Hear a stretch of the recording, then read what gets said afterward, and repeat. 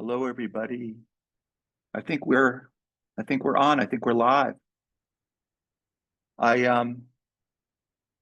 want to say thank you from the bottom of my heart for all of you that are here. We are extremely grateful and very much appreciate it. We're living in what can only be characterized as an extraordinary time. And I think we all know that and we can feel it. And on one hand, it's wonderful and it's exciting and there's enormous opportunity and it's certainly not boring.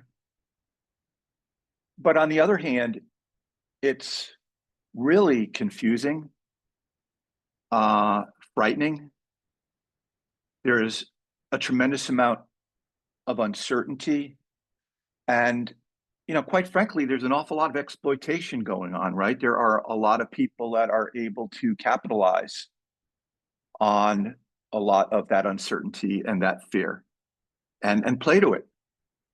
And I think that it's incumbent upon all of us to recognize that there are good guys out there and there are bad guys out there, and to discern one from the other, and to, I guess, in a sense, reclaim our agency.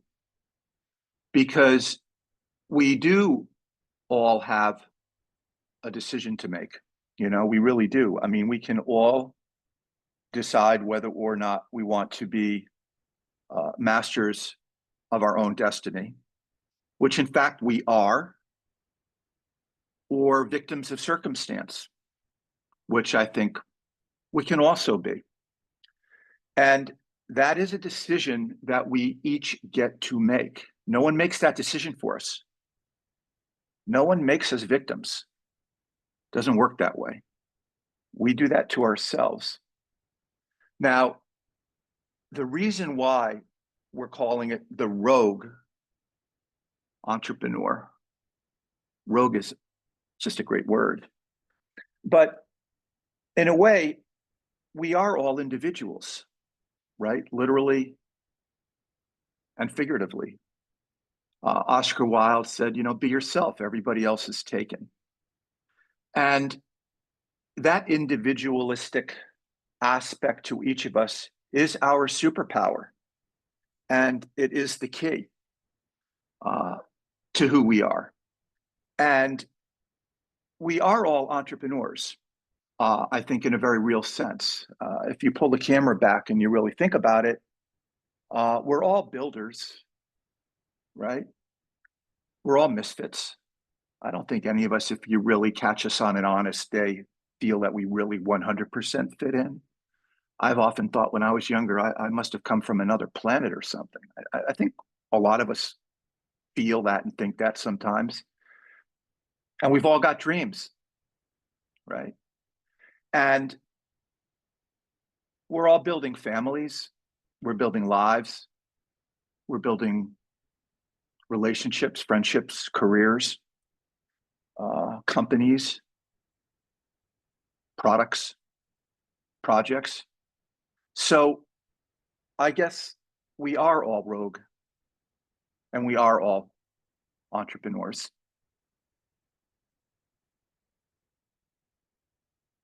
If I can leave you with one message, I think it would be this: that in a world where so much is changing so quickly, we ought to focus on what doesn't change. And I think we forget that, because there are some things that won't ever, ever change. Okay? There are certain aspects of our humanity, of who we are, of what we are, that won't ever change and should never change. And the fact is that we don't spend enough time, I think, really processing that because we are so distracted by just all the stuff coming at us.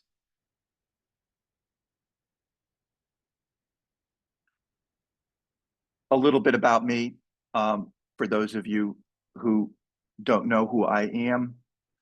I am the founder and I am CEO of Curiouser.ai. We are a generative AI company that has a platform, an advisory, and a strategic coach that we've named Alice after Alice in Wonderland. And I think what makes us distinct, what I'd like to believe makes us distinct, is that we are committed to humanity.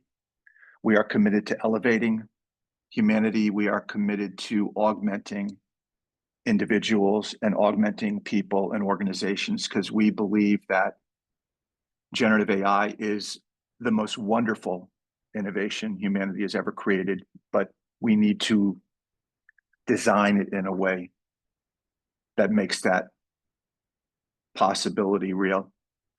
I teach entrepreneurship and I teach ethics and AI and marketing at the University of California, Berkeley. I teach undergrad and graduate students, mostly engineering. Absolutely love teaching. It's in my blood.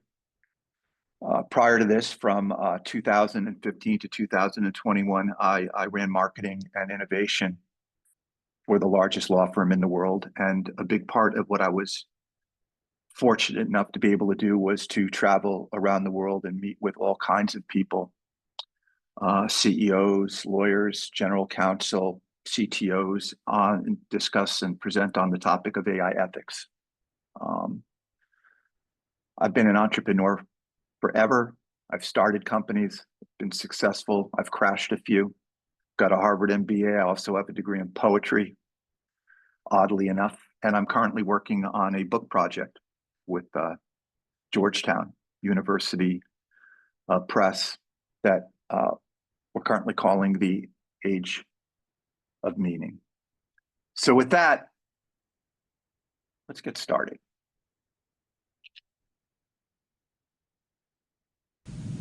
Today we celebrate the first glorious anniversary of the Information Purification Directives.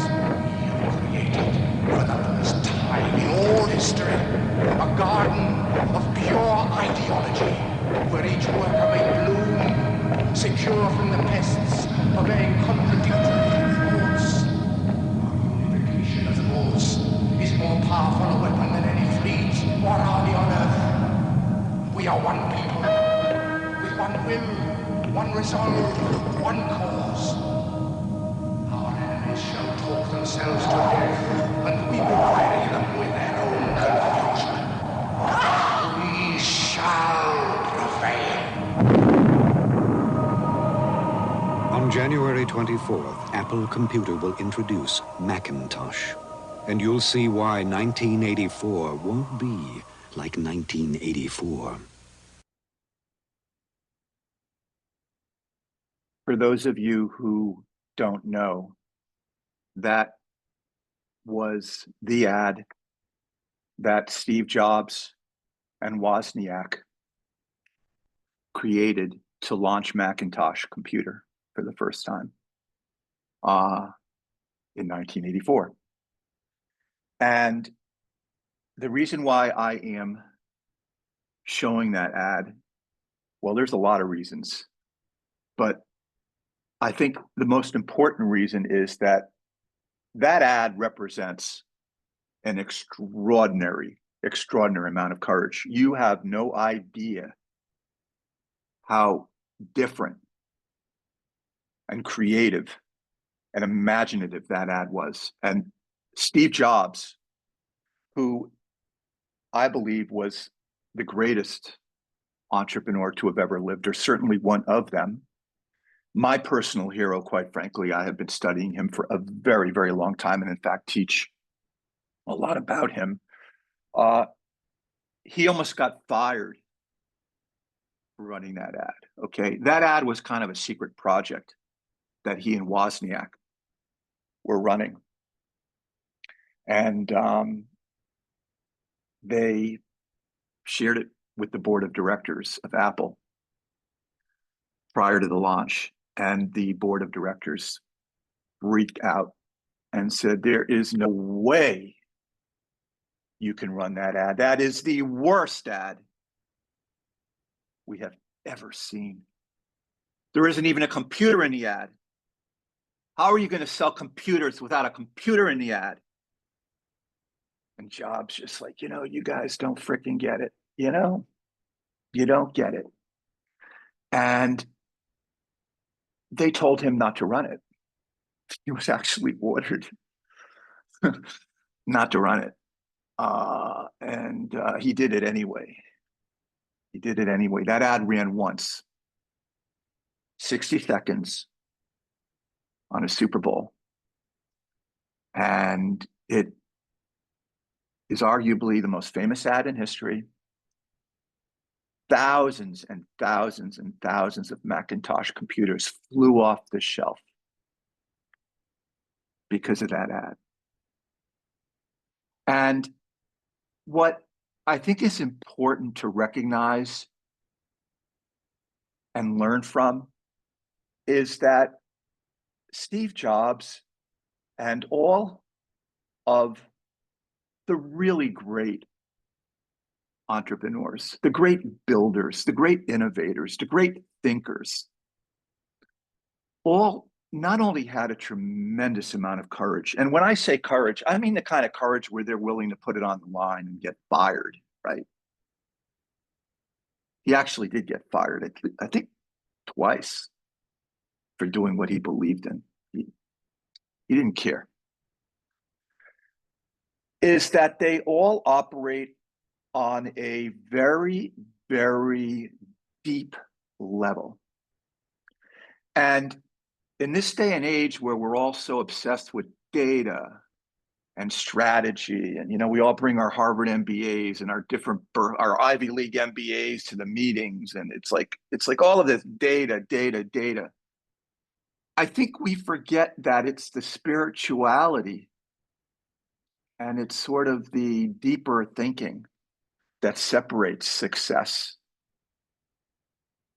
from a lack of success, quite frankly. And case in point is that this book, Autobiography of a Yogi, was Steve Jobs' favorite book. Not only was it his favorite book, it was a book that was his operating manual. Okay? So if somebody asks you, so what was the text? What was the plan that built Apple Computer?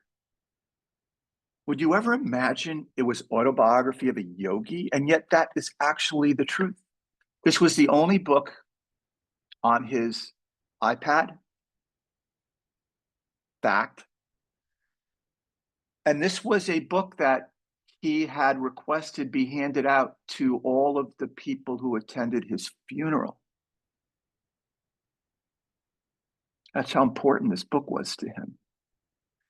And the reason why is that he understood that what he was doing and what all great entrepreneurs are doing is finding things that matter at a very, very deep and fundamental level and capitalizing on those.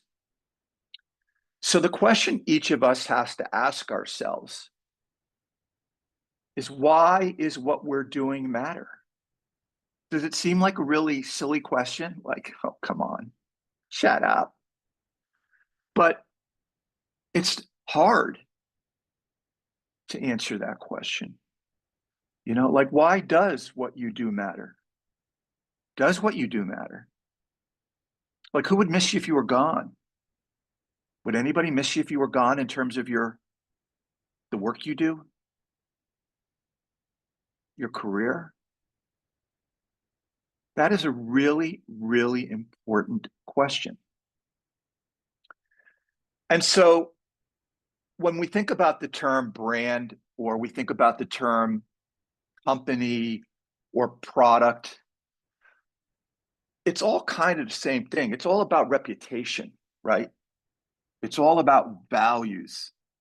And these values go under a lot of different names. Okay, we label them a lot of different things. We call them first principles, call them values.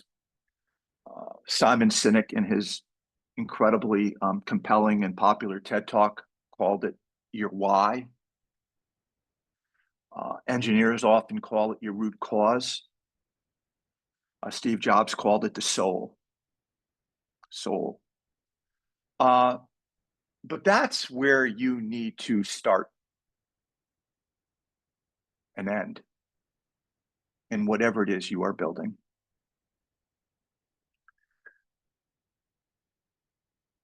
In the 1930s, Sakichi Toyoda, he was an entrepreneur, built a company called Toyota.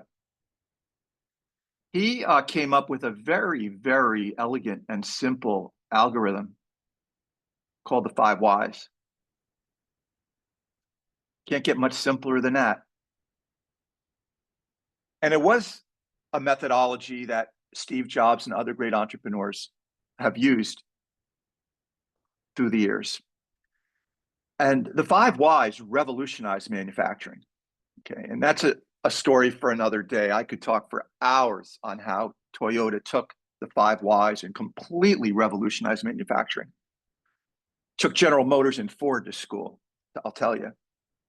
But you can apply it to anything that we do by forcing us to get off of our what and our how. So if I ask, most people, like, so what do you do? They're going to tell me what they do. We do the blah, blah, blah. And here's how we do it. But if you push them and you ask them, well, why do you do that? It's going to get a little tougher for them, right? And then if you go, well, why? Why? Which is also, by the way, the same thing as so what? When I teach in my class at Berkeley, it's like, so what? Who cares? Why does that matter? And if you keep pushing why hard enough, you come to some pretty extraordinarily profound places.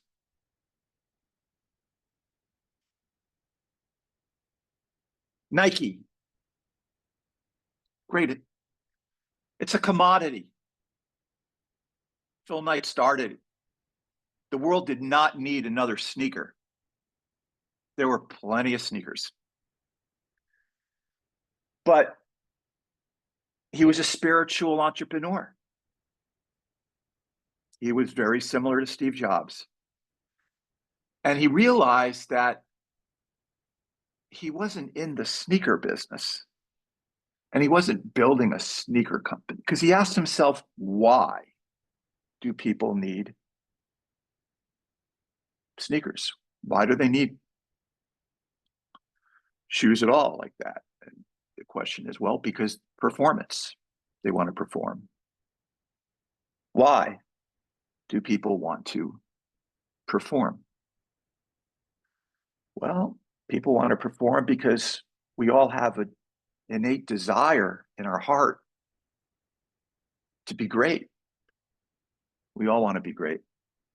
We all want to be great. We don't get up in the morning and say, God, I just want to, be boring and not make a difference. I want to be average today. It's not how it works. And he realized that we all want to fly. And we all want to achieve things that are not possible. And that was the business Nike was in. They were in the business of human flight, of aspiration, of being great.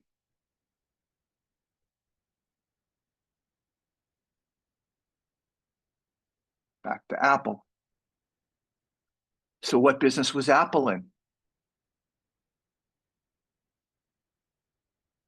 Wasn't computers, still isn't computers, really.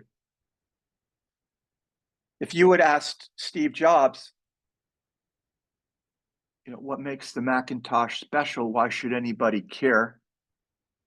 And he were a typical CEO or marketing or product person, what would they typically say? What would 9 out of 10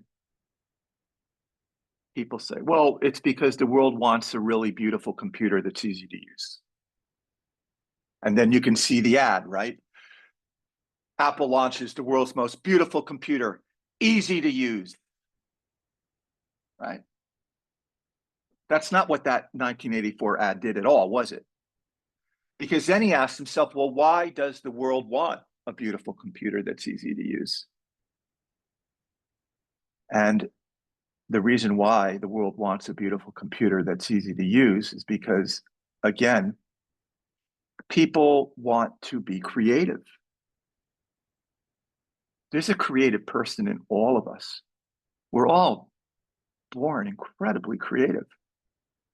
That's the state of humanity when we're young, anyway.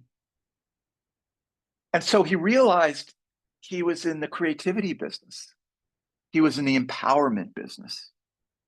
He was in the augmentation business. God, I wish he was here right now to build an AI company. Where the hell is he when you need him? He was in the augmentation business. He was in the business of providing a tool, a partner that would enable each of us to exceed our potential, to define our own potential, to make a difference, to, in his words, put a ding in the universe. And that was the business he was in.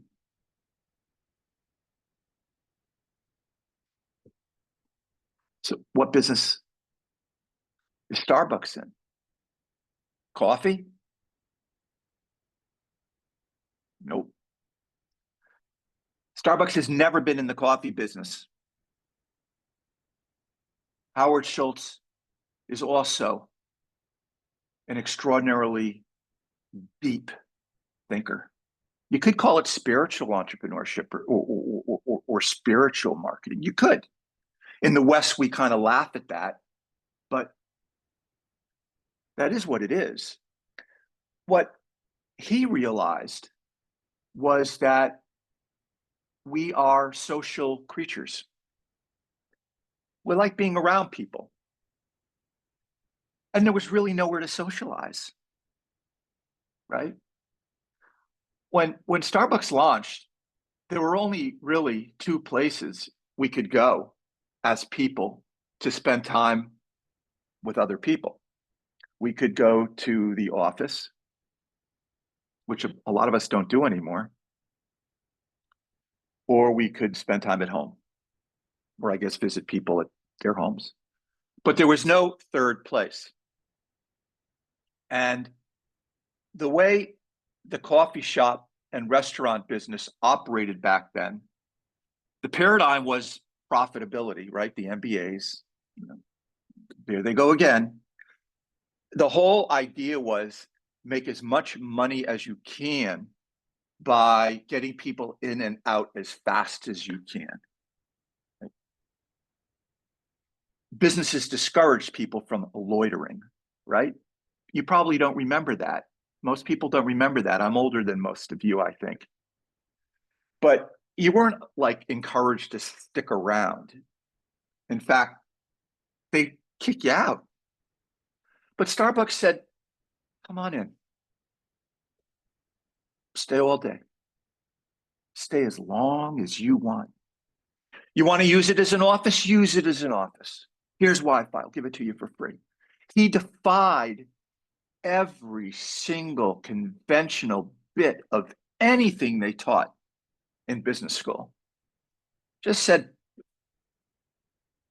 basically just threw it all out and built Starbucks. At a fundamental level, all of these businesses and all of us as individuals are storytellers. And that's why Steve Jobs said the storyteller is the most powerful person in the world. And that isn't just sort of a throwaway line. That's actually the reality of what every great person is, every great business is. It's just a story.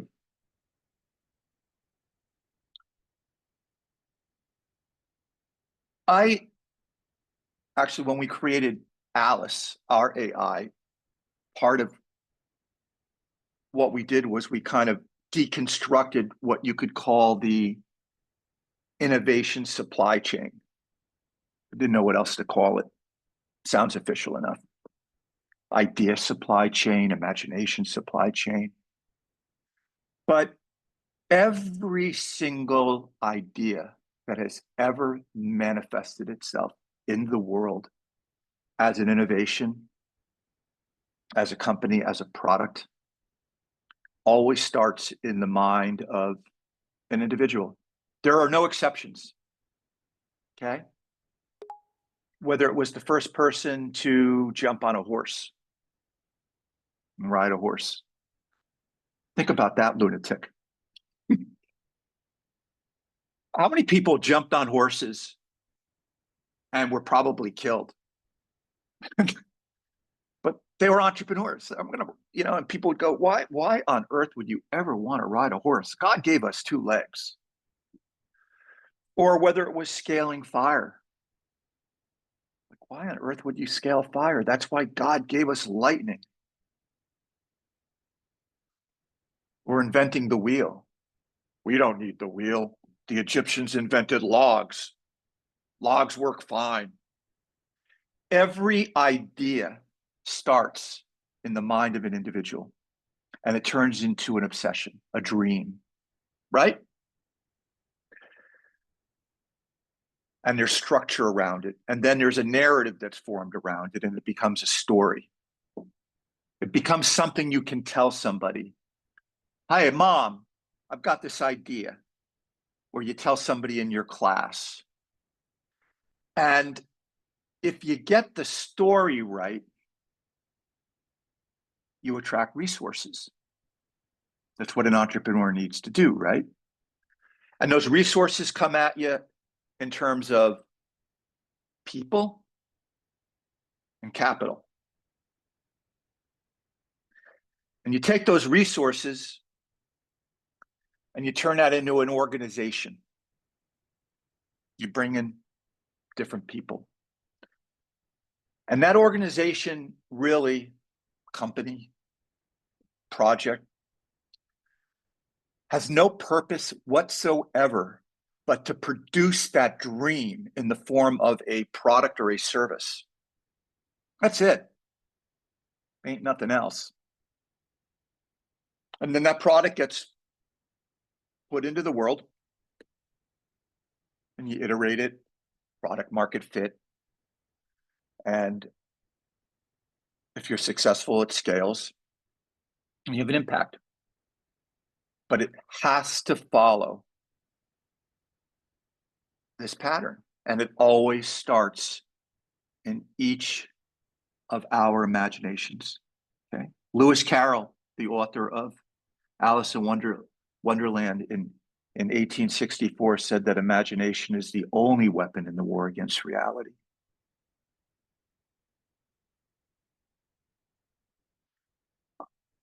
I actually had a private meeting with Steve Jobs in 2000, right before the dot-com collapse. And we had 20 minutes. He was considering investing in a company that I was building at the time. And he didn't end up investing, by the way. But I asked him what advice would he give me or any person crazy enough to think that we could do stuff to change the world. And he just said, Stephen, here's the deal. He said, great products, ideas, innovation, they're never born. They're forced into creation, kicking and screaming against their will. And that's what it is.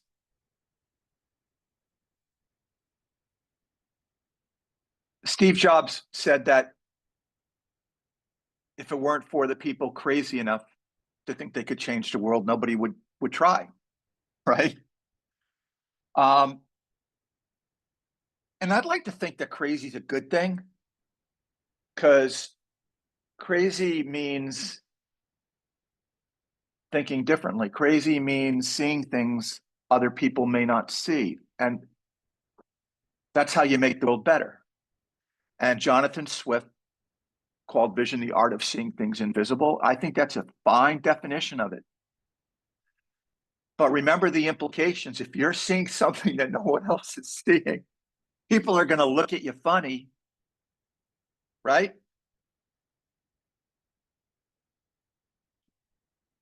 David Foster Wallace, a brilliant American author. He wrote a book called Infinite Jest, tells a wonderful fable called What the Hell is Water? And the story goes like this. There are these two young fish, and they're swimming in the ocean on a beautiful day. The sun is shining, the water is warm. It is just one fine day. And the two younger fish are swimming along, and this older fish comes swimming in the opposite direction. And the older fish turns to the two younger fish and says, "Water sure is nice today, hey fellas?" And the younger fish look at the older fish and they nod politely, respectfully. They keep going. And then one of the younger fish turns to the other one and says, "What the hell is water?" And I think that is an aspect of seeing things that are invisible, in that we are in an environment that we take for granted. We work within a context that we take for granted. Maybe we're in a matrix. I don't know. But if you can see that in a way that's different than anyone else is seeing that, that's an edge. That's an edge. That's how you can find things to build that have meaning. So let's define rogue.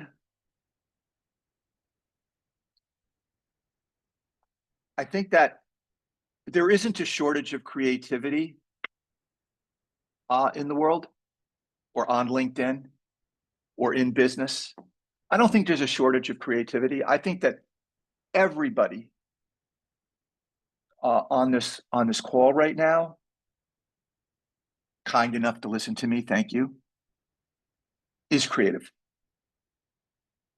I just think the challenge is having the courage to do something with it, because it's scary as hell. Because it means you got to stick out like a sore thumb, right? Fall on your face. So I guess I would define rogue entrepreneur as somebody who's got the courage that it takes to do battle with the world, to not only see what other people don't see, but to claim it as theirs, to claim it as real, and to actually have the audacity and the heartfelt conviction to make it real against its will, so that everyone else can see it.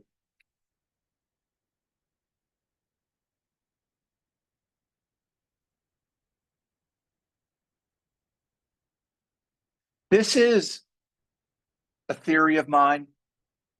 I'm not sure it's popular,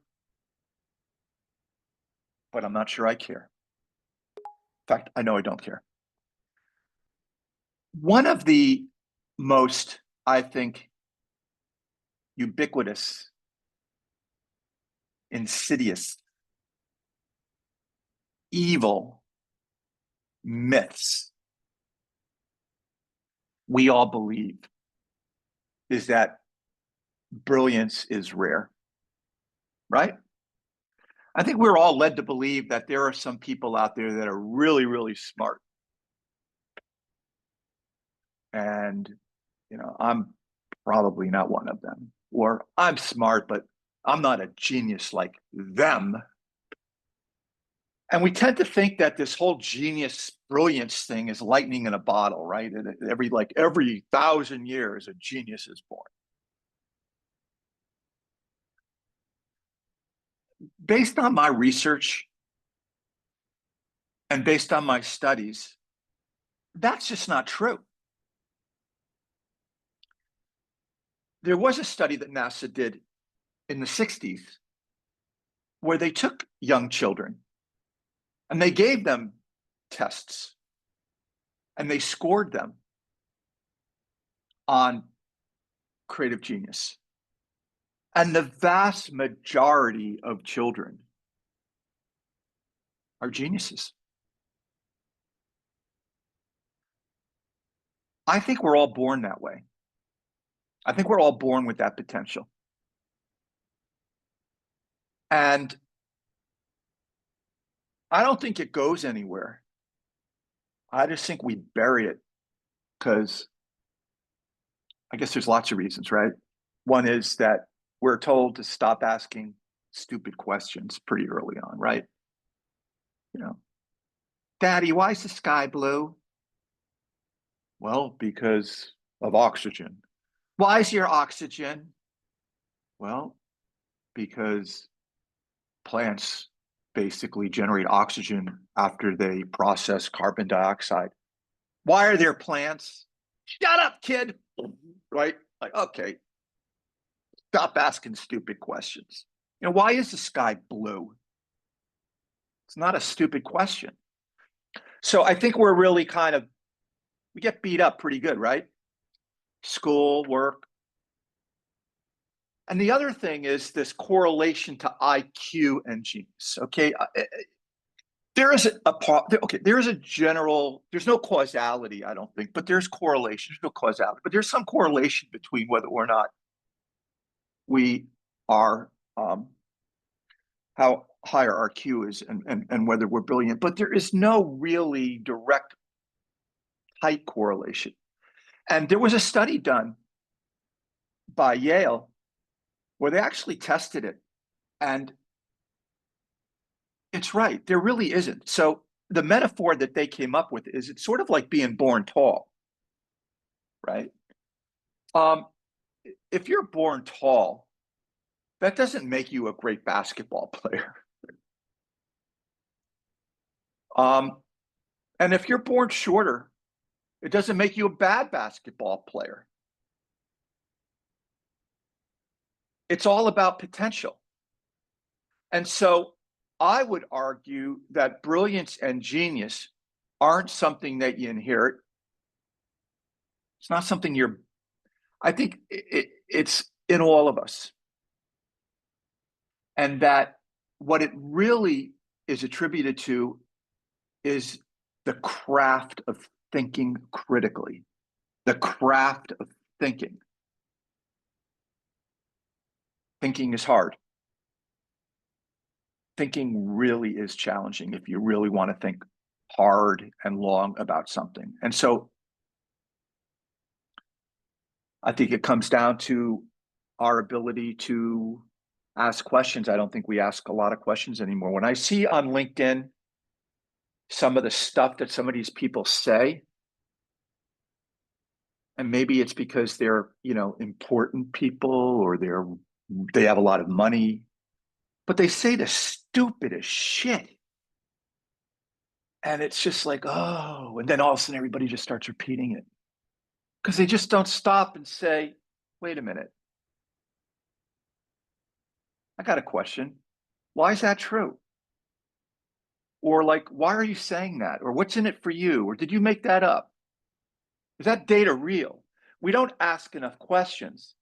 And in reality, the only thing worse than the wrong answer is the right answer to the wrong question.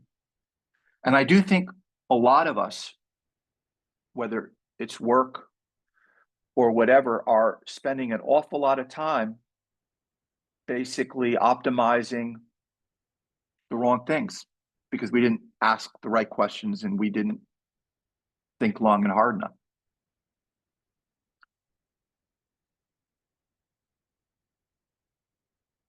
Our life is a series of decisions. As entrepreneurs, as people, we've got to make decisions.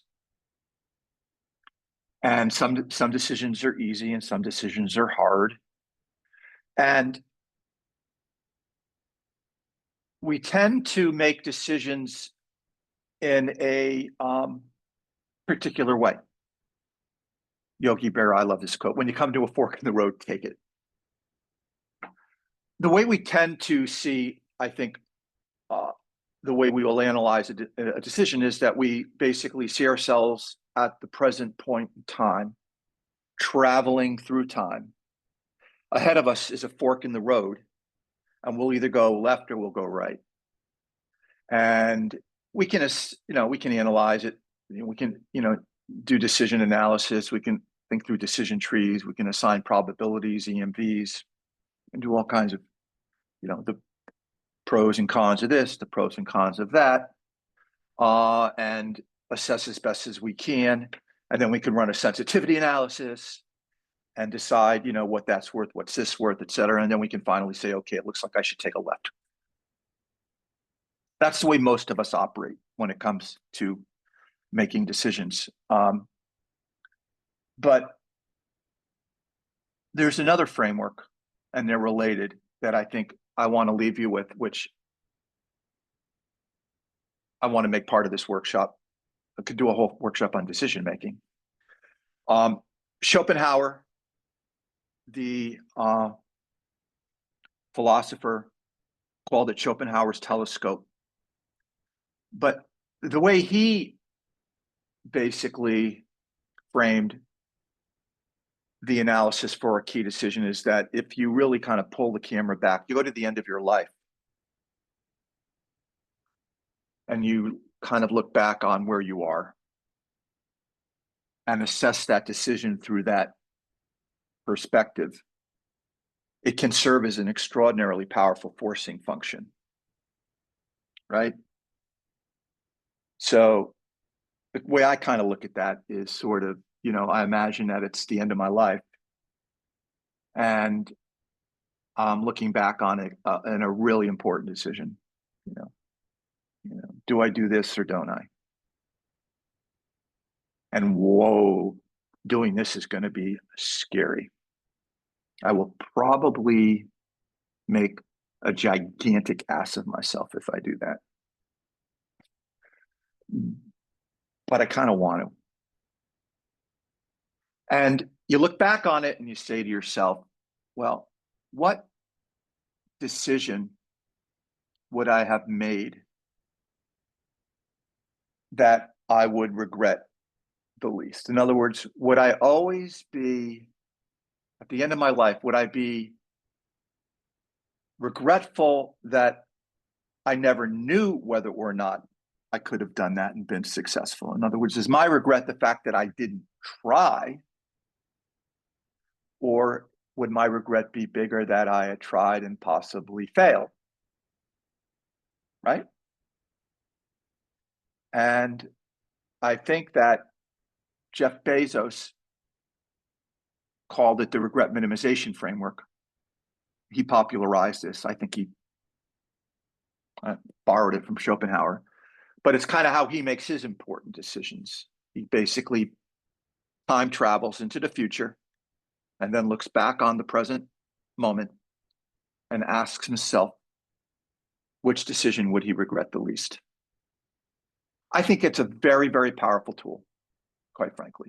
And I think the next time you are considering doing something that you might be fearful of, you ask yourself whether or not you'd regret having not done it later on in life. And I think that will shed some light on the decision. And I think that is part of being a rogue entrepreneur. Well, correlation versus causality. We don't have time to discuss this, but suffice it to say that a lot of the analysis that you all do in your day-to-day is completely erroneous, in that there really is very little causality in the world, in the universe, very little. It is almost always correlation.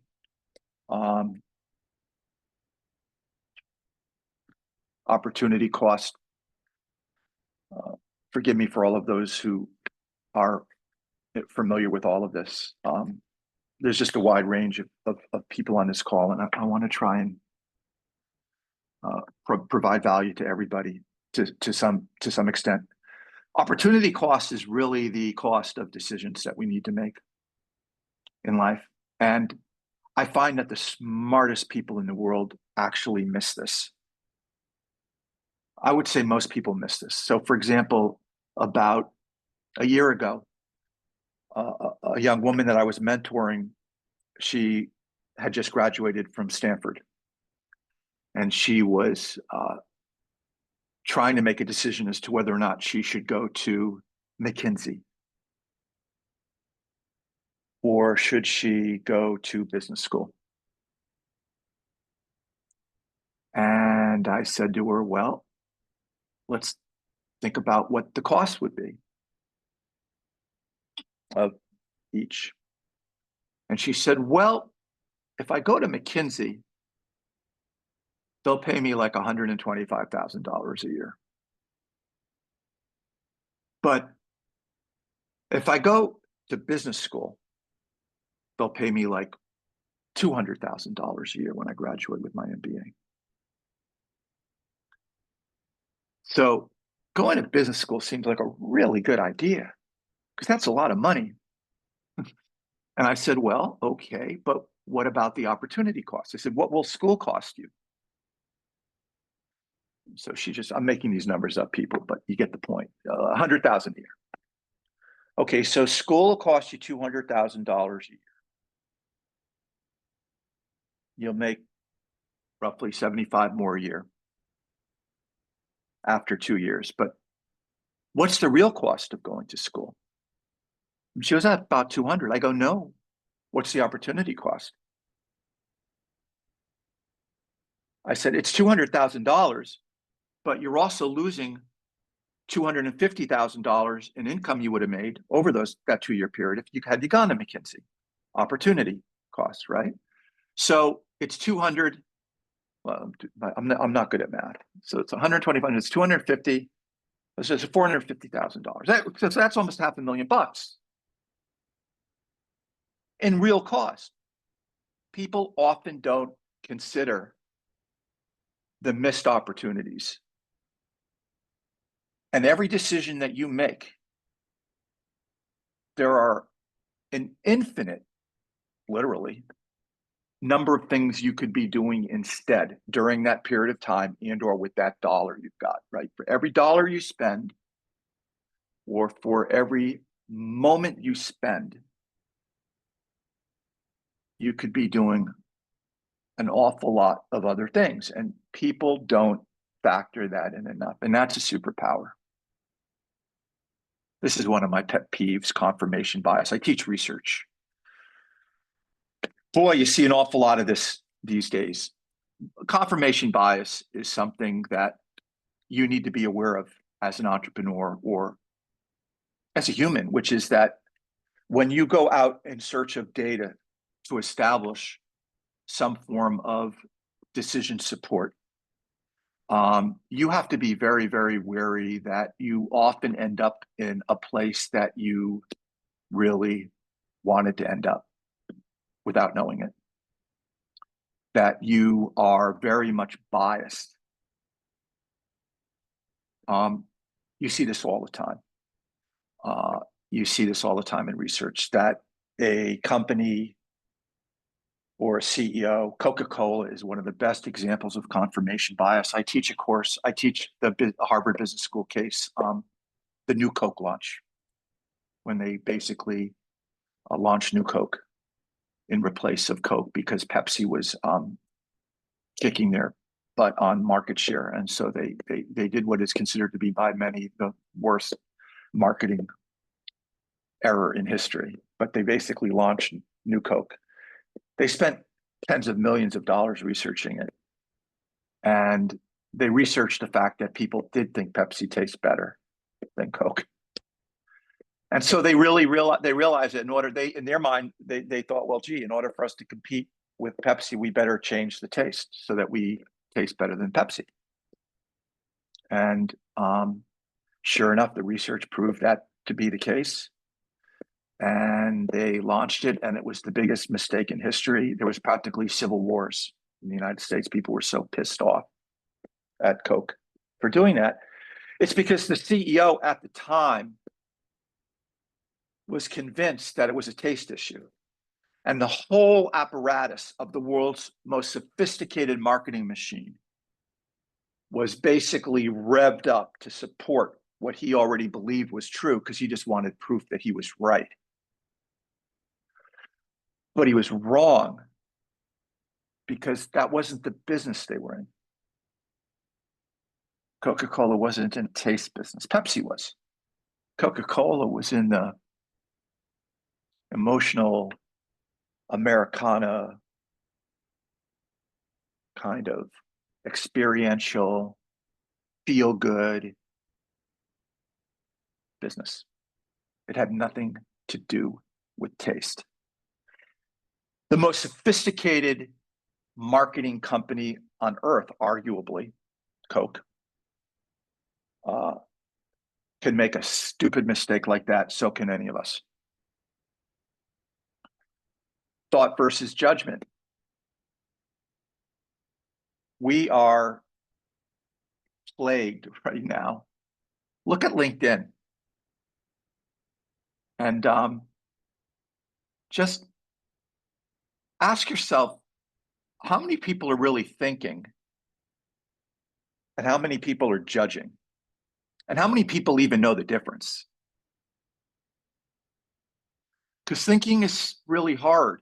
And I don't think there's enough of it. And generative AI, and we haven't even talked about AI yet, because I don't think AI is as important as some of the stuff we're talking about right now.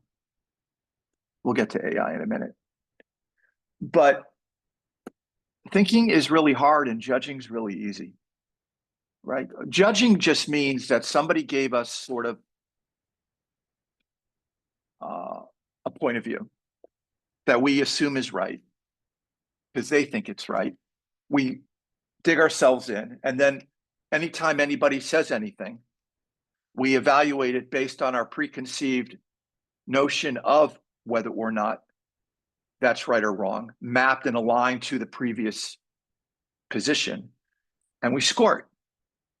No, that's stupid. Oh, that's smart. Stupid, smart, right, wrong. But in reality, we're not actually thinking at all. And so I think it's important that we tell ourselves sometimes, or remind ourselves sometimes, that somebody may have a point of view that's different than ours. But maybe it's worth listening to. Maybe it's worth thinking about. Maybe we ought not judge it so quickly.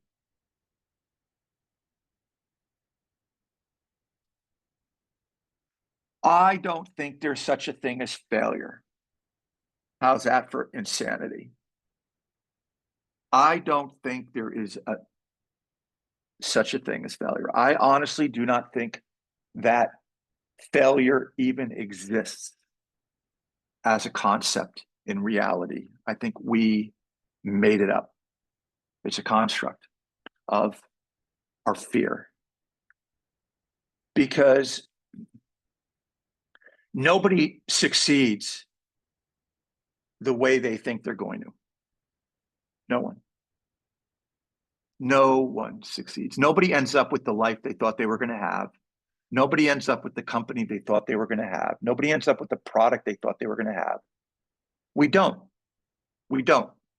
Doesn't work that way. Too much shit's coming at us, and there's just too much stuff. So we always end up somewhere surprising. If you keep going and you don't quit, you will succeed. you'll just almost always succeed in a very unexpected way, and it will take you more time than you thought. Time is the problem. So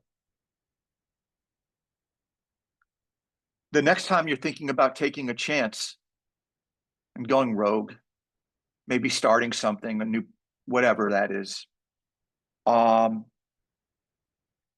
and you're concerned with the possibility of failing, that's really not the issue that you should be concerned about, because you won't fail if you don't quit. You ought to be concerned about the whether you've got the courage to do it. That's a real question. And whether you have the grit to do it, and whether you can last long enough to keep doing it.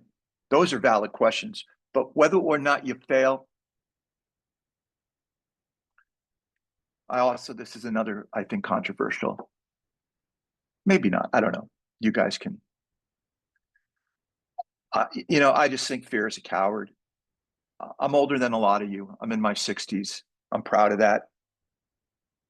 I've made every mistake twice. And one of the things I learned, maybe it was in my 50s, is I just stopped giving a shit what people think about me. Honestly, I don't know what happened. It just all of a sudden one day I woke up and said, who cares?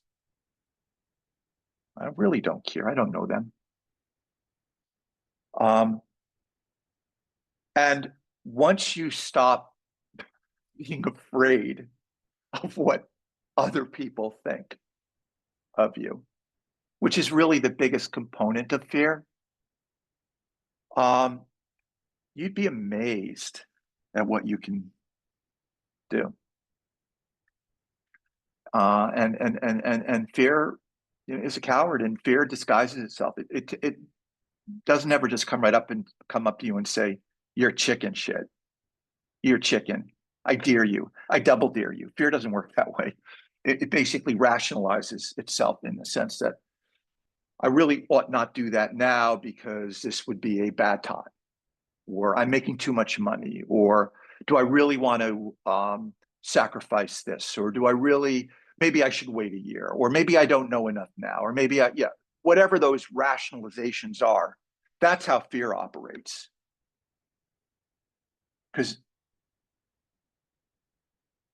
So the rogue code,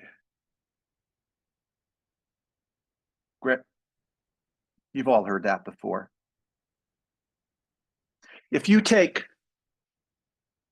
1,000 successful entrepreneurs and line them all up, 1,000 successful entrepreneurs, and you analyze, what do they have in common? What is the commonality, the thread that you can associate with each and every one of them that has something to do with their success? Some of them are smart. Some of them, quite frankly, aren't. There's a lot of very wealthy, stupid people, by the way. Some of them are smart. Some of them aren't. Some of them are tall. Some of them are short. Some of them are funny. Some of them aren't. Some of them are good at math. Some of them are terrible at math.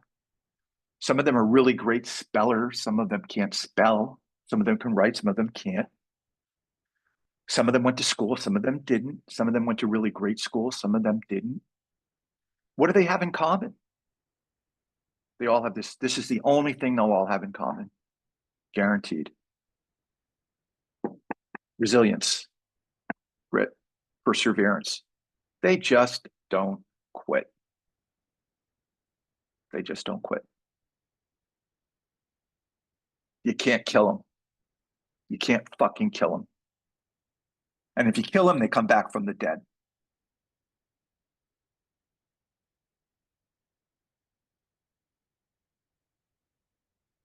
Part of that, I think, grit, is they just believe in what it is they're doing. They're crazy. in that faith. They just believe that back to Steve Jobs and back to values and back to first principles and the why, they believe that what they're doing is important, and that it's important enough that they have faith that it means something. Because it isn't just sort of like, God, if I can just get that product out, I can make, $100. That's not going to cut it. It's got to be a lot more, deeper than that. And so faith is a big part of it. Crazy. In a good way. There are, good things about being ordinary. Because there's some beautiful things in life that are ordinary, right? The ordinary moments can be very beautiful. But ordinary in the sense of average, I don't know. I'm biased against that. I really think average is the enemy. I really do. I don't think, and I don't mean to judge others, or I don't mean to put my values on anybody else, but I don't think we want to live our lives in such a way that we've literally conformed the entire time and we've been perfectly average. And I think that in order to be above average or below average, hey, below average is probably not, I think below average may be better than average. I don't know. I actually never thought about it. Just turn it upside down. You got to be crazy because you got to be an outlier, right? Right? Everybody knows the normal curve, the normal curve, right? 10% over here, 10% over there, 80% in the middle. You got to be an outlier. You got to be on one edge or the other. Alice in Wonderland, my Bible, love that story, always have. This is the Tea Party. And the Mad Hatter says to Alice, "Have I gone mad?" And Alice says, "I'm afraid so. You're entirely bonkers. But I'll tell you a secret. All the best people are."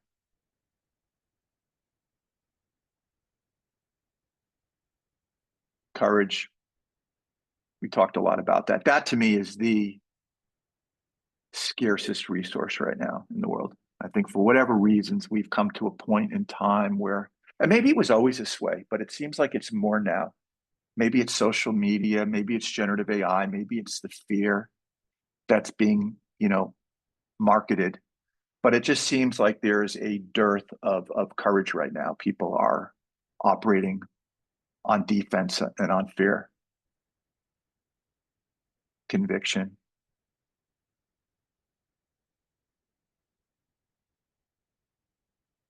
The cost of playing it safe is rising. Playing it safe may be dangerous, actually. I mean, you may want to think about whether or not doing something that seems secure and safe is actually secure and safe. I mean, given the changes that are going on right now, one could potentially argue that it might be safer to take risks.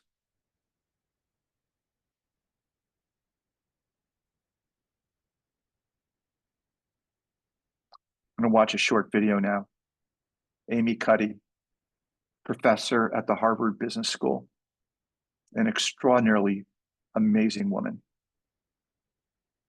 And then still feel like a fraud. I don't want to feel like an imposter. I don't want to get there only to feel like I'm not supposed to be here. And that really resonated with me because I want to tell you a little story about being an imposter and feeling like I'm not supposed to be here. When I was 19, I was in a really bad car accident. I was thrown out of a car, rolled several times. I was thrown from the car, and I woke up in a head injury rehab ward, and I had been withdrawn from college. And I learned that my IQ had dropped by 2 standard deviations, which was very traumatic. I knew my IQ because I had identified with being smart, and I had been called gifted as a child. So I'm taken out of college. I keep trying to go back. They say, you're not going to finish college. Like, just, you know, there are other things for you to do, but that's not going to work out for you. So I really struggled with this. And I have to say, having your identity taken from you, your core identity, and for me it was being smart, having that taken from you, there's nothing that leaves you feeling more powerless than that. So I felt entirely powerless. I worked and worked and worked, and I got lucky and worked and got lucky and worked. Eventually I graduated from college. It took me 4 years longer than my peers.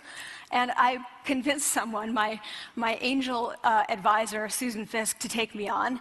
And so I ended up at Princeton, and I was like, I am not supposed to be here. I am an imposter. And the night before my first year talk, and the first year talk at Princeton is a 20-minute talk to 20 people. That's it.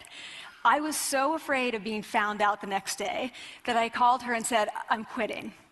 She was like, you are not quitting, because I took a gamble on you and you're staying. You're going to stay, and this is what you're going to do. You're going to fake it.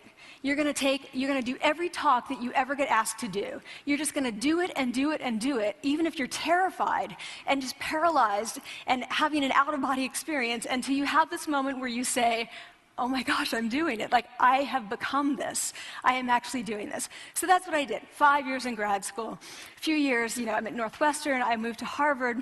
I'm at Harvard. I'm not really thinking about it anymore, but for a long time I had been thinking, not supposed to be here, not supposed to be here. So at the end of my first year at Harvard, a student who had not talked in class the entire semester, who I had said, look, you gotta participate or else you're gonna fail, came into my office. I really didn't know her at all. And she said, she came in totally defeated, and she said, I'm not supposed to be here.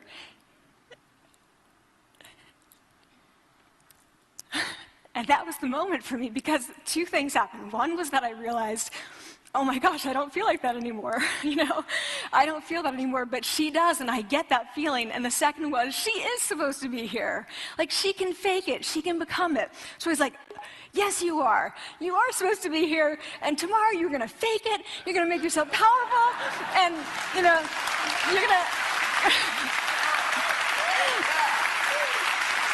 and you're gonna go into the classroom, and you are gonna give the best comment ever, you know? And she gave the best comment ever, and people turned around, they were like, oh my God, I didn't even notice her sitting there, you know? She comes back to me months later, and I realized that she had not just faked it till she made it, she had actually faked it till she became it. So she had changed. And so I want to say to you, don't fake it till you make it. Fake it till you become it. You know, it's not do it enough until you actually become it and internalize.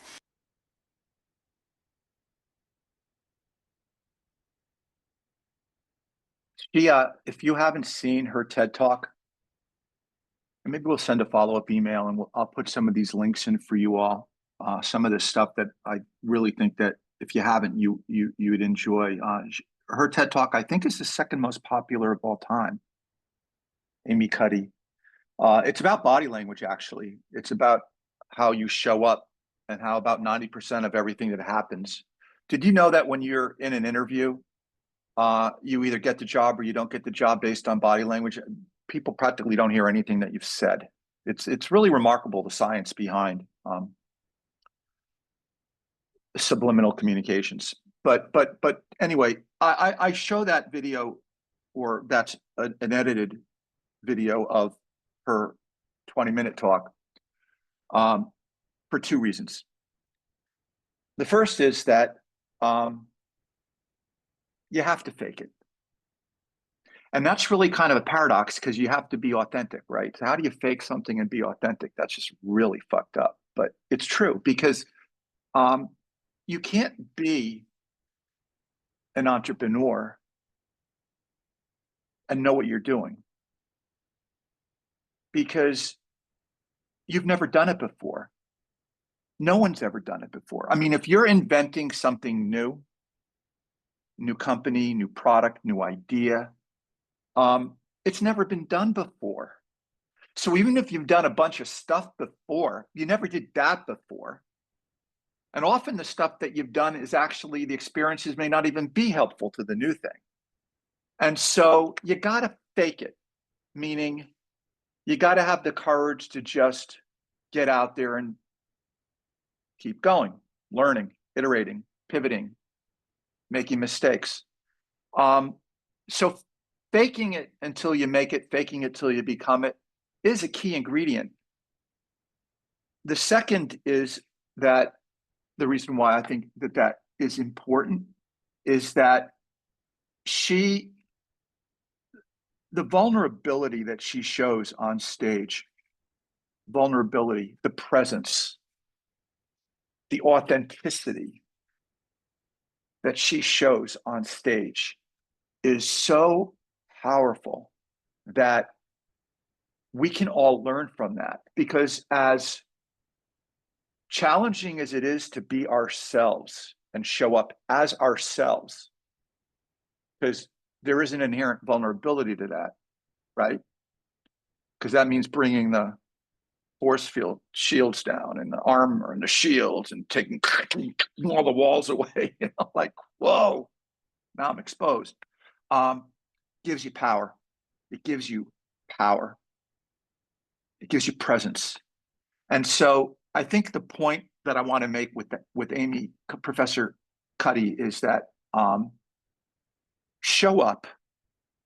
Just show up. Big time. And if you don't think you belong there, you do.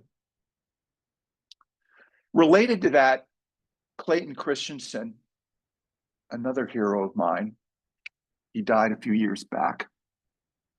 I don't know if you all read Innovator's Dilemma. You ought to read it if you haven't, and you ought to read his work if you're into innovation at all. Measure What Matters. Measure Your Life. Measure What Matters was John Doerr. OKR. This is Measure Your Life. Christensen is just, he's just a wonderful man. And one of the things I really love about this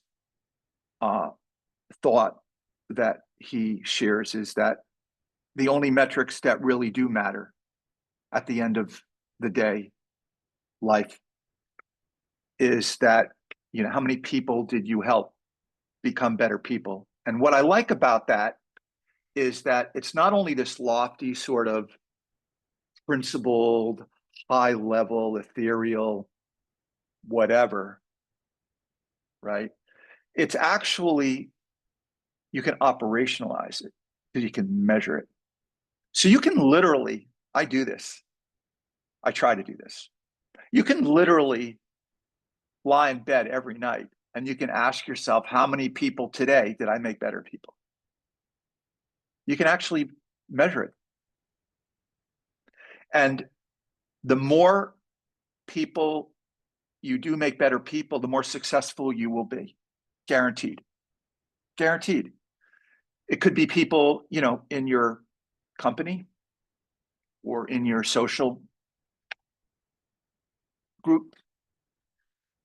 Could even be people that you meet online. Doesn't matter, right? But kindness is something that I don't think we see enough of.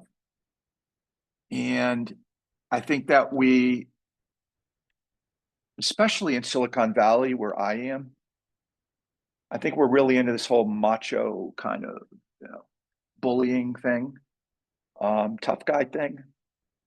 But I think that at the end of the day, this is the real superpower, and this is the way people really, this is, I think, what drives success. Why do we matter? Why do entrepreneurs matter?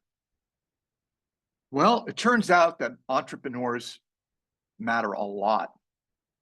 There are about 40 million right now in the United States. I think that's low. Believe it or not, 1 in 5 Americans plan on starting a new company in the next year or two. 1 in 5, 20%. So a significant percentage of people are going to be doing their own thing. Okay, this isn't something that's going away. And 99.9% of everybody works for a small company to a startup to a small to medium-sized business. This is actually a typo. I think it's 62.7% according to Chamber. I think I may have that data point wrong, but let's just say roughly it's between 60 and 70% of all new jobs are created by entrepreneurs. Okay? And here's where it gets interesting, because I'm a geek. I did some analysis. Roughly 90% of all startups fail. I think we've all seen that data point before. But yet the 10% that succeed drive 62.7% of all new jobs created. So if you do the math, roughly 1% of every improved probability of success, from 10 point to 11 to 12 point success, translates into roughly, I think, 150 to 200,000 jobs. So not only are you, when you start a business, helping yourself become successful in some way, and creating value around yourself, you're actually creating jobs and creating a sort of a chain of events that's very positive, virtuous cycle. And at a moment in history where it's questionable whether we're going to leave the next generation better off than we are, and right now, quite frankly, we're not going to do that. We're really messing up big time, people. We're screwing this one up. Being an entrepreneur is actually a way you can directly impact the opportunity for the younger people and the next generation. So it matters on so many levels. The other thing is that Gen Zs are having a very hard time right now finding work. I know that in my company, we try to bring on as many interns as we can. We just try to bring on lots and lots of people just to give them a launching pad experience, something they can put on their LinkedIn profile. But Gen Zs are having a very difficult time right now, and it sucks. And so are older people, right? So the Zs and the boomers are struggling. And I think that's also catalyzing a lot of this entrepreneurship issue.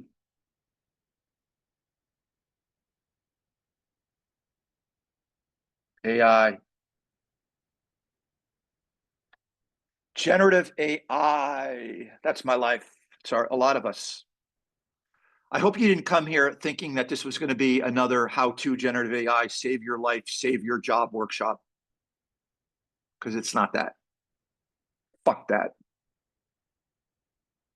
But generative AI is a very, very, very important force right now in our lives.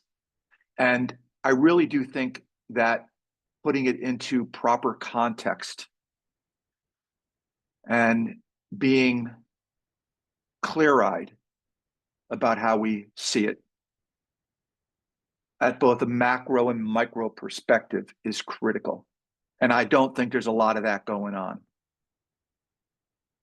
So let's talk about generative AI for a minute.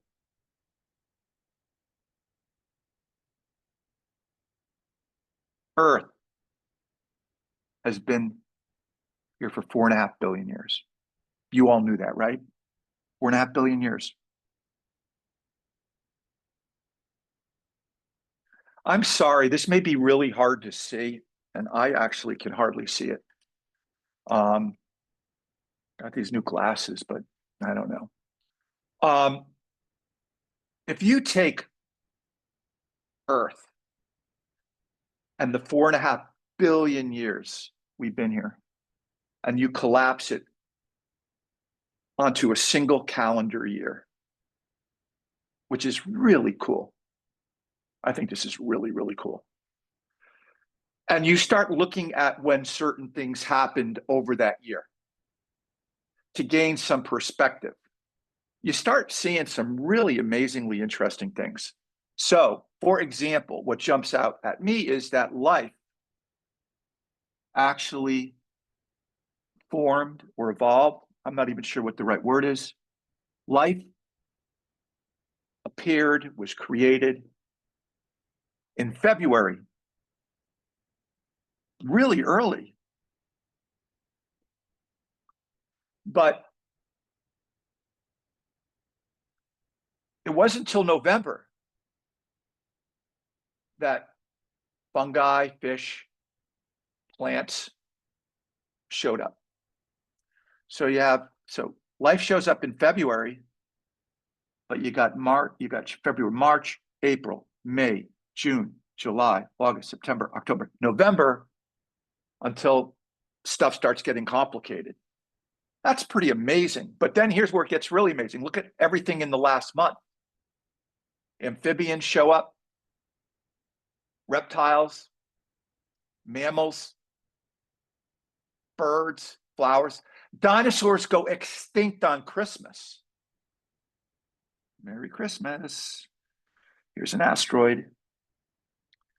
Have a good day. But that's unbelievable. Okay? Because that's recent. And then you get to the last day of the year. And look what starts happening. We walk at 11:30. Okay? New Year's Eve is a half an hour away. And we get up and start walking around. Homo sapien, which is, I guess, what we are, shows up a little bit later. But the agricultural revolution doesn't start until a second before midnight. The Industrial Revolution is fractions of a second. And technology, the internet, generative AI is like, I don't know, was it nanoseconds? Whatever it is. Why does this matter? Because I think we all need to realize that we're not imagining things being really crazy confusing and moving quickly and moving fast. We're not imagining it. It's actually happening. And it's not only velocity, right? It's not only that things aren't only screaming by at 1,000 miles an hour. Things are going faster and faster and faster. It's acceleration. And so that's why I think it's really important that we maintain perspective. The book that I'm working with Georgetown on, I'm calling it The Age of Meaning. I don't know whether that'll end up being the name of it or not, but let's right now, and those of you who've read anything that I've written on LinkedIn, thank you for that. There are really three extraordinary forces you all need to be aware of right now that they're not telling you.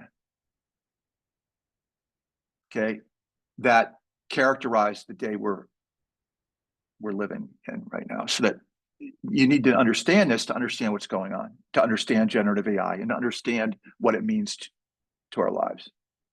The first is this whole concept of an economic mania. Bubbles. The second is marketing myopias, which is basically industries paying a lot of money to bullshit us in lay terms. And then metaphorical confusion, which is humanity's way of interpreting and understanding new technologies that we don't understand. These three things are converging in a really spectacular way. We are living through an extraordinarily popular delusion and the madness of crowds. Okay, you are all being brainwashed. I am being brainwashed. We are, ever hear of mob psychology, where all of a sudden you just start losing your mind and you start like, it's a stampede, it's a herd. People herd like animals. We stampede. We start running. We don't even know why we're running, because and then we can't stop, because if we stop, somebody's going to run us over from behind. So right now we're in this massive stampede. These manias, they come and they go all through history. The first recorded bubble was in the 1600s in Holland, tulips. believe it or not. This is actually a great book if you ever want to read it. It was written in the 1800s, and it's more relevant today than it ever was. Generative AI is a bubble, people. And it doesn't necessarily mean it will collapse like in a crash, like .com. .com was a bubble. And the most recent was the real estate crash, right? 07, 08. Then .com in 99, 2000. They go all the way back to the 1600s, and you can see them in history, and you can study them, and you can look at them. When you start really understanding what's going on, you can see you're in it. So I'm not going to like go through the details right now. We don't have time. I'm running out of time, actually. But suffice it to say, we're in a bubble. And if you look at the numbers, forget the hype, forget all of the hysteria, forget the influencers who are scaring you, forget all of that, forget all of the new innovation and this. Look at the actual businesses themselves and the underlying economics. Look at the data, and you'll realize there's no there there. The other thing that's going on is this marketing hype bit. And the playbook was invented in the 50s by sugar, the sugar industry. People thought sugar was good for you. Maybe they didn't, but anyway, people kind of, whatever. Gives you energy and it tastes great, right? And all of a sudden, people started realizing, wait a minute, this shit's killing us. This is not as good as we thought. Maybe we should stop injecting our kids with sugar. And the sugar industry didn't like that because they were going to lose a lot of money. So what did the sugar industry do? They didn't give up. They basically spent billions of dollars to generate a false narrative that sugar is actually really good for you. These are actual ads. And they didn't just say, take our word for it, because that wouldn't be effective, right? So what they did is they took their money and they bought credible people, right? They went to institutions, they went to universities, they went to medical institutions. They bought people because people will do an awful lot of stuff for money. And they manufactured these studies. And then they launched and announced these studies with all of these fancy PhDs to say, we have evidence that proves sugar's good for you. And that became the driving force behind the narrative. You see that on LinkedIn now with generative AI, by the way, if you know where to look.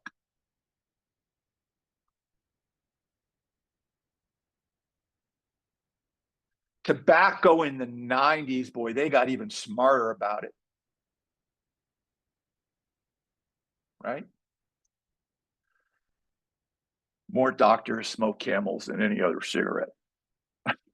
Blow in her face, she'll follow you anywhere. Yeah, if you want to be sexy, smoke. The cigarette industry realized that they were in some serious trouble because there was definite correlation between smoking and cancer. But they weren't going to take no for an answer. So they bought the research. And they drove the narrative. And they gave this shit out at schools. Free cigarettes in schools. I'm old enough to remember I would go skiing in Stowe, Vermont. And there'd be Marlboro. Get your cigarettes here. And the guy would be on the horse. It's like, Marlboro, and have a great day skiing and be healthy and have some cigarettes.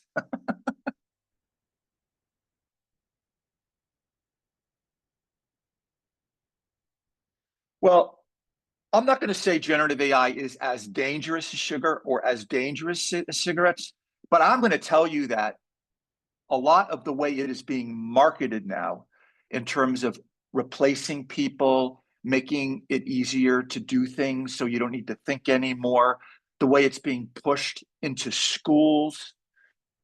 I don't think that's good. Now, I don't know for sure if it's dangerous. I don't think anyone does, but what I do know for sure is we don't know for sure. And yet you see this incredible momentum to push it into schools. OpenAI announced a deal with, they're going to put GPT into Barbie dolls. Is that a good idea? I don't know.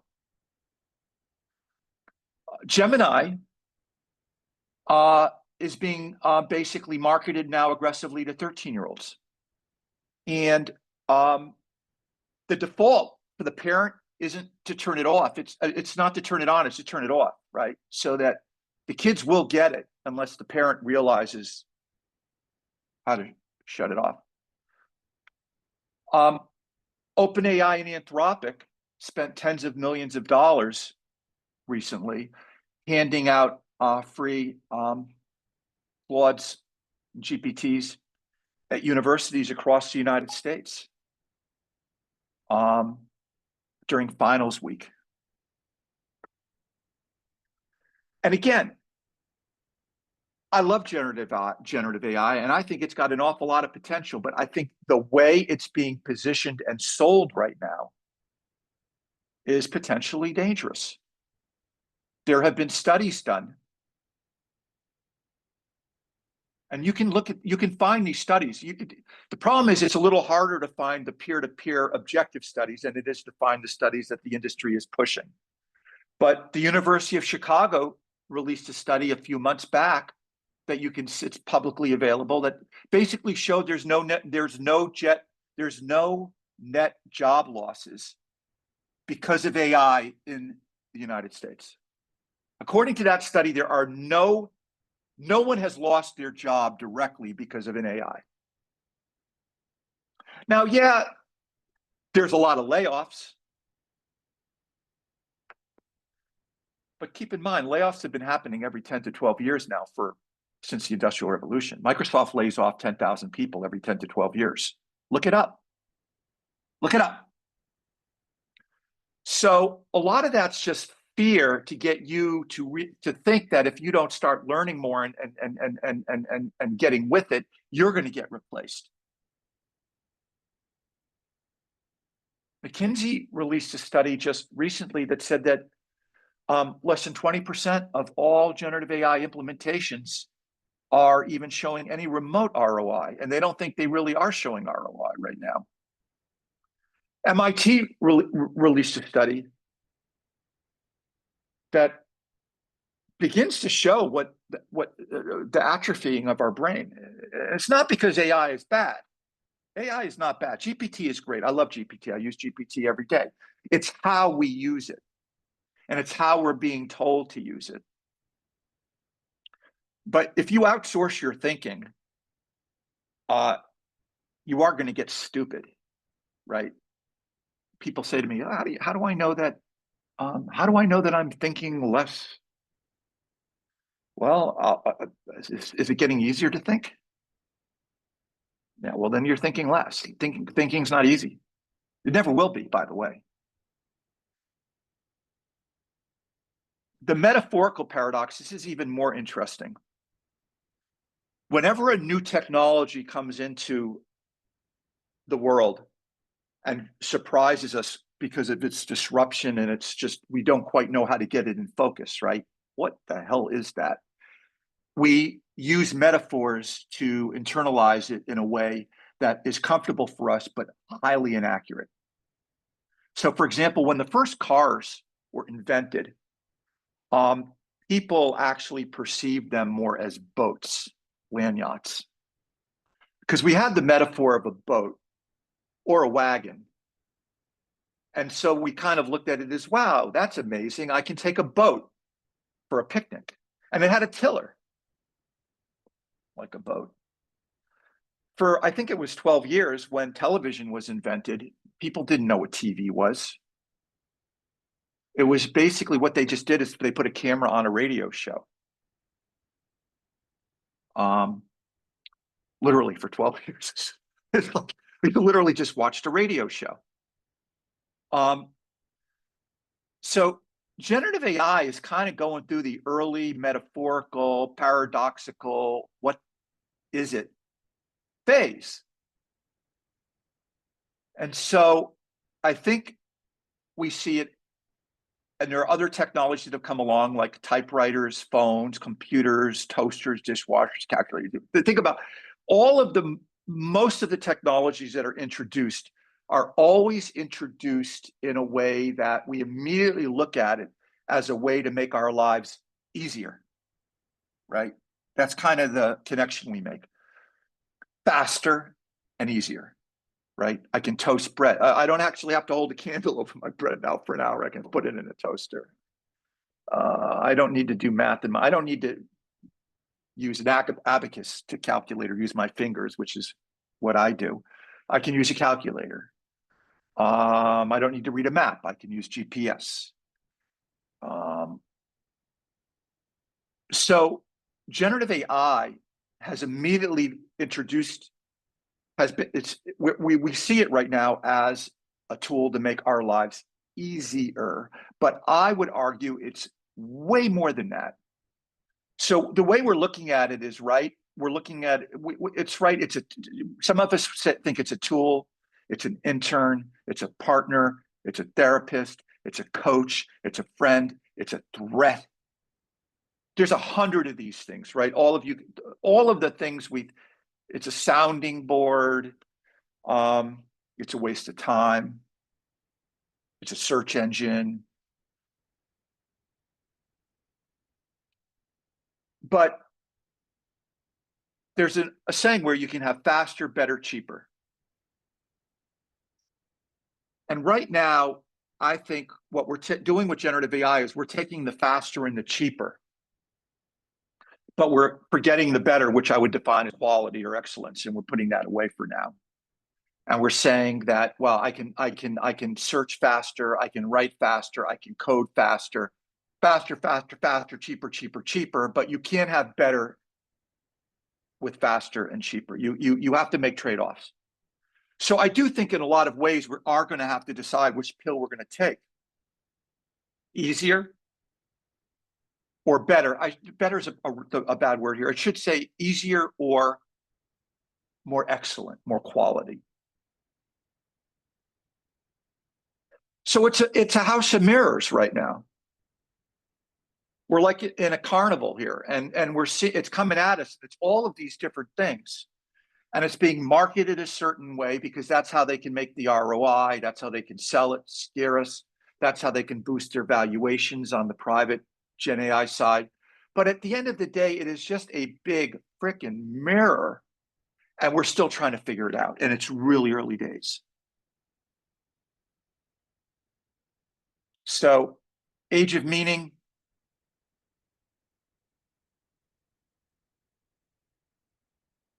For all of those of you that have your MBAs, this is the go-to, Porter's 5 Forces. Competitive strategy.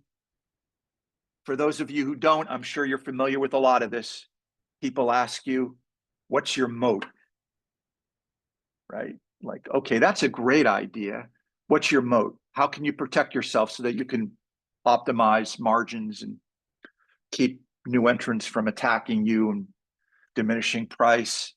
What are your switching costs? Once somebody becomes a customer, how easy it is for them to steal you? Stickiness. This is the classic framework that all of the corporate world drives by right now. Okay, the Porter's 5 Forces is the Bible. That and Machiavelli's The Prince. That's a story for another day. But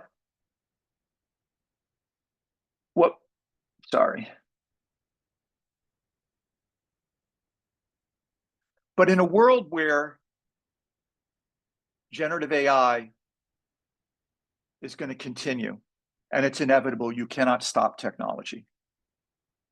You can't.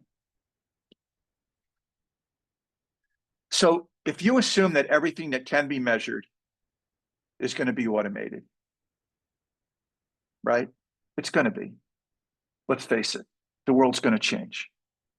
And if you assume there's going to be no more intellectual property, because let's face it, 90% of the internet was stolen, right? That's a fact, right? 5 companies took 90% of it to train the foundational models. I think there are 37 court cases right now going on in this country alone. And it doesn't matter whether or not who wins the court cases. It doesn't matter. It's done. It's over. The deed is done. So if you assume there's no more IP because these foundational models are just going to go vacuum up all the data. And then you also assume that there's going to be very few regulations, because I don't think the current administration in Washington, D.C. has much of an interest in regulating the generative AI industry. Do you?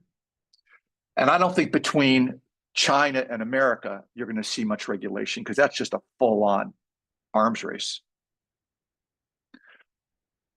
And if you assume that technology is going to move in an open source direction, which it always does, right? Mainframe to distributed data processing to client server and so forth.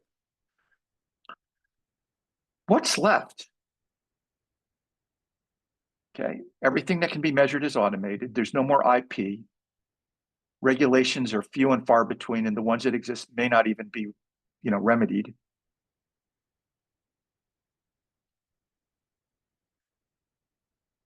Well, sorry. Why don't we, you know what we're going to do right now? Hold on. We have 15 minutes left. And do we have questions? I think my team is on with me somewhere here. People, do we have questions? Hi, Stephen. Hi, Pollock. Hi. Can you save me now? This is great. This is great. I've been taking notes as you've been speaking. We talk a lot, but this has been lots of gems. So for those on the call, I'm Pollock. I'm one of the newer members of the Curiouser team, and I'm here representing them. They can come on screen. Mayuri's here. And I will just be feeding. Hey, introduce yourselves. Say hello. Come on. Hi, Come on. everyone. Hello, everyone. Come I'm on. Mayuri. This is the Curiouser AI team. Pollock, I'm Andrea. Nice to meet you. Andrea, Naisargi, Swati. Okay. Some of them are shy. Naisargi. Well, there's a bunch of us here. Great. They're the brains behind the operation. All right. All right. Do we have questions? Well, we certainly do. We have a number of questions, more than we will likely be able to get through in the time that we have. So I will try to rapid fire them.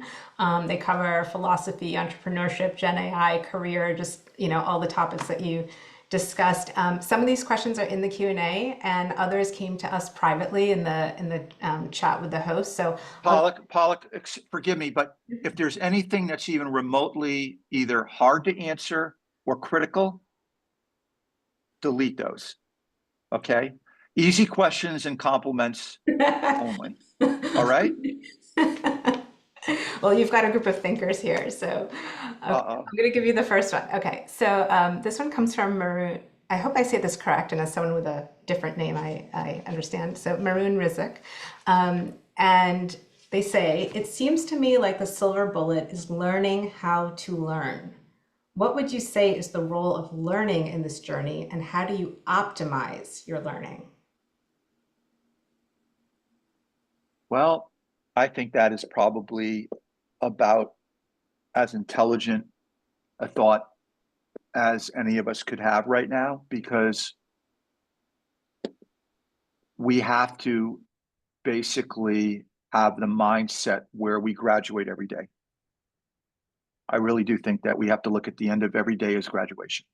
And we have to ask ourselves, what did we learn that day? And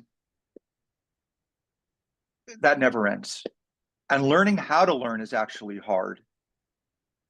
Learning how to learn isn't as easy as it seems, but assuming we do know how to learn, which takes effort, and you have to ask yourself a lot of questions. I think the key is knowing where to go. where you can trust the authenticity of the information. Because there are a lot of people that are masquerading as sorts of objective sources of knowledge, and they're not. They've got agendas.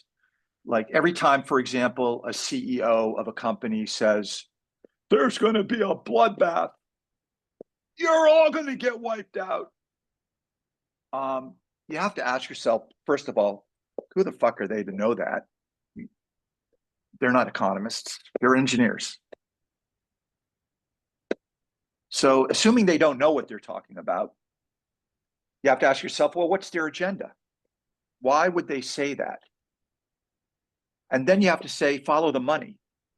And you're going to realize that a lot of the sources of information that are coming at you from a place where they can monetize whatever emotional transfer they're making to you.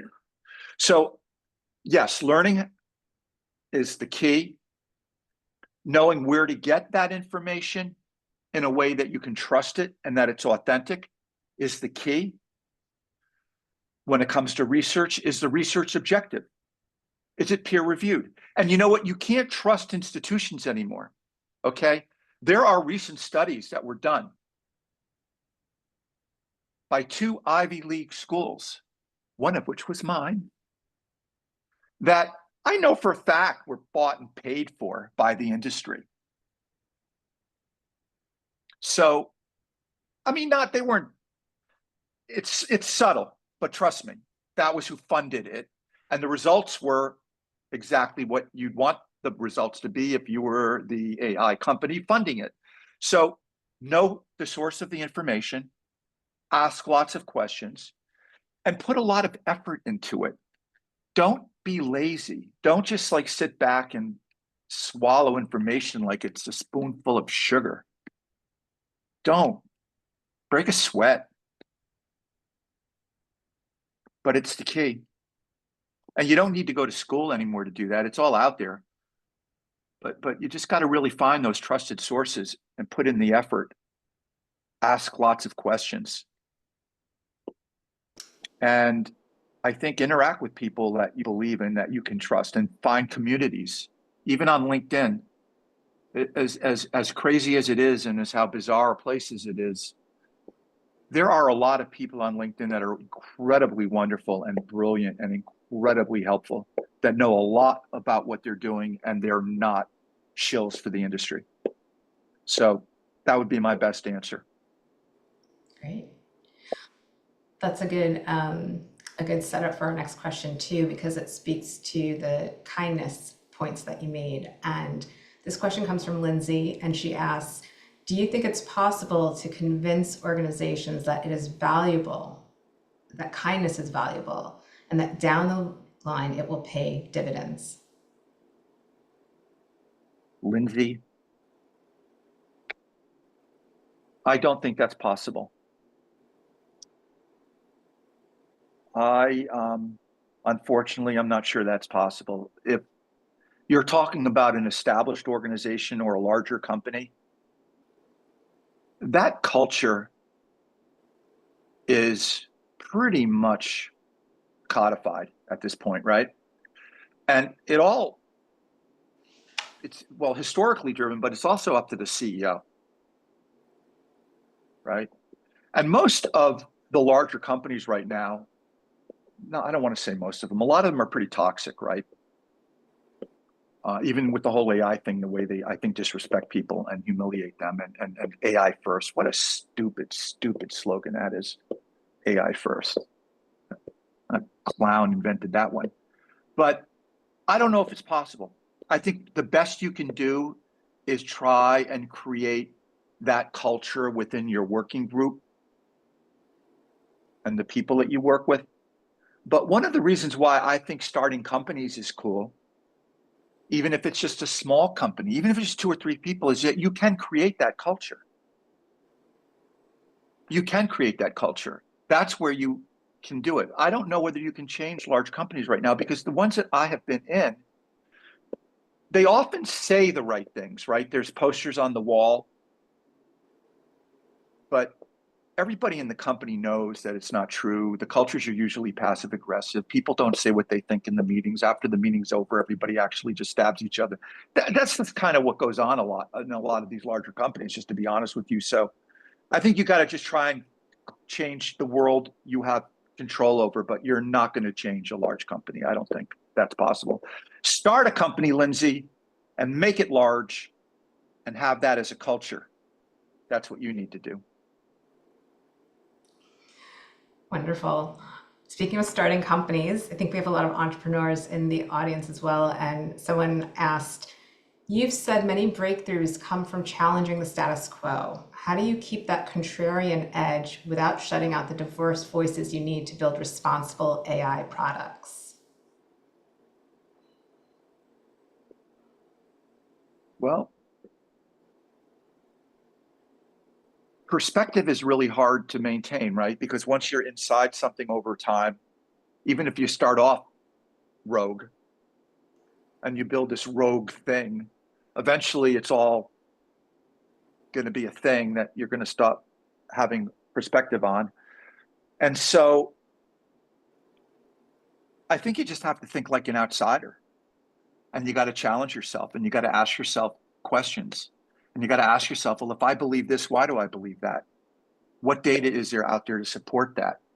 Talk to as many people. But the key, I think, at least for us in my little world, is that you bring in diverse people. Because I do think diversity in people is diversity in perspective, is diversity that you can monetize and turn into a competitive weapon and make strategic. So I think a lot of it does come down to diversity, but not diversity in the political sense. You know, I'm not a big believer in diversity from a political perspective, but I am a very big believer in building diverse companies, because I think it's whether it's diverse, you know, people from all over the world, you know, different races, ethnic, the more cross-function, the more different kinds of people you can put together, by definition, the more perspective you will have. And I think the more competitive you will be, as long as everybody is bonded by shared values. That's the key. Everybody has to believe in the fundamental principle of that organization and believe that what they're doing matters and understand why they're doing what they're doing. And if you have that set of values that is shared, then diversity is an extraordinary weapon. I'm not sure I answered the question, but I tried. Great. This next question, I'm going to toss this actually to you and to Mayuri, our Chief Strategy Officer. This one is about the company Curiouser. And someone asks, JP Morgenthau asks, you're building an AI company. How does this fit within your views on practices of the AI industry? I can take a stab at that. And if Mayuri wants to add something, she's more than welcome to. I'd love to have that. Our AI, we're not as big as anybody else, probably because people laughed at us. But our AI is actually not designed to perform tasks, okay? It doesn't show up and say, hi, how can I make your life easier? Can I get you a cup of coffee? Can I do something for you? What can I do for you? And then it doesn't tell you that you're a genius. It doesn't kiss your ass. It's designed to be curious. And it asks questions and it challenges you. So rather than speeding you up and making your life easier, our AI is actually designed to slow you down and make your life harder, because that's how you foster critical thinking, right? So the theory behind what it is we're doing is we're trying to create Socrates and then turn the whole world into Plato so we can elevate each other, so that you can brainstorm and you can challenge yourself and you can discover new insights and you can discover first principles and you can exercise the 5 whys. And so it's an augmentation model, not an automation model. So if our AI was going to be put into an organization, it wouldn't be to do what those 3 people do faster, get rid of them and cut the costs. which I don't think AI can replace people, by the way. I think that's just a complete myth. But that's our AI would be partner your people with our AI as a strategic coach, as a parallel force, so that they can do what it is they do better. They can think more clearly, they can become more creative, and challenge them and elevate them. So it's more of an augmentation strategic coach model that is actually flying in the opposite direction right now of everybody. We are zigging in a zag world. But I do think that there's going to be a lot of people that move in this direction. I think Anthropic is potentially moving in this direction. I think Mira Murati, Thinking Machines Lab and the former CTO at OpenAI, I think that may be something that she's up to.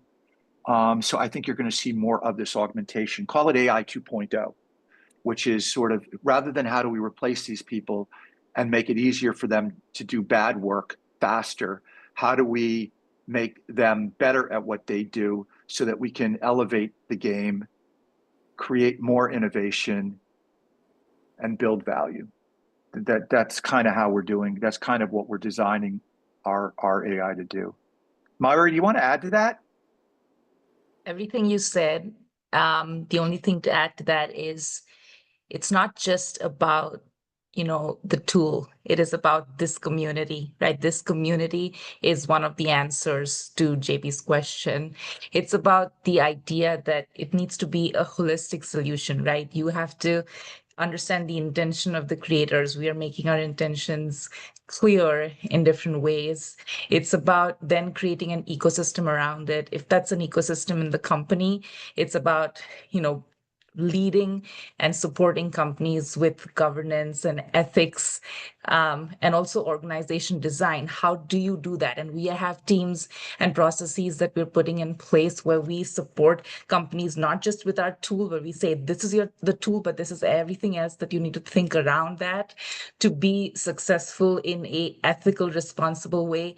And then it is also outside of that, right? It's what we're doing right now. We want to launch a lot of initiatives like this where we bring people together that have these important conversations.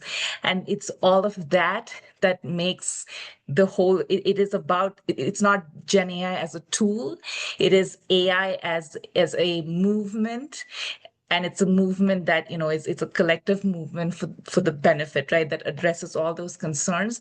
I think that is the point we're making. The tool itself is a tool. The context, the intention, everything around it, the process, the ecosystem, that's the difference, along with certainly everything Stephen said on how we're even addressing the development of our tools. So, Mayuri, that was Mayuri is our co-founder and chief strategy officer, and she's brilliant. Thank you. Okay, so it's the top of the hour. We've run out of time, but if you haven't all bailed yet, I just want to show you one more thing, and I think maybe we'll wrap it up. Let me see if I can. Yep. I'm going to leave you with this, okay, people? And thank you. We're grateful for you.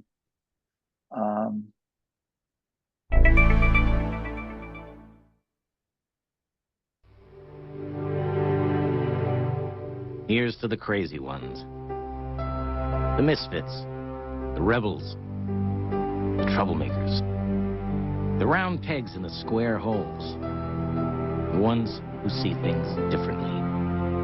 They're not fond of rules, and they have no respect for the status quo. You can quote them, disagree with them, glorify or vilify them, but the only thing you can't do is ignore them. Because they change things. They push the human race forward. And while some may see them as the crazy ones, we see genius. Because the people who are crazy enough to think they can change the world are the ones who do.